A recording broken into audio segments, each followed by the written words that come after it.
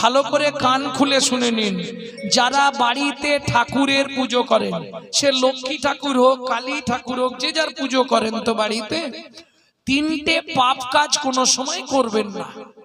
কি কি তিনটে পাপ কাজ? কোনো সময় কুঁড়ি ফুল তুলে ঠাকুরকে দেবেন না। যারা আমার ইউটিউব শোনে তারা নিশ্চয়ই এগুলো জানে। কোনো সময় 3-4 দিনের বাসি পচা ফুল ভগবানকে দেবেন না। 2, 3 নম্বর, যেটা আপনারা সব সময় পাপটা করেন, এটা করবেন না। সকালবেলা হাঁটতে যাবার নাম করে লোকের কাছে ফুল চুরি করে ঠাকুরকে দেবেন না।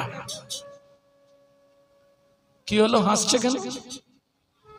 মানে যারা করে তারা হাসছে নাকি? হ্যাঁ, এ পাপ হয়। কোথায় বলা আছে? ব্রহ্মবৈবর্ত পুরাণে বলা আছে, শ্রীমদ্ ভাগবতের 5ম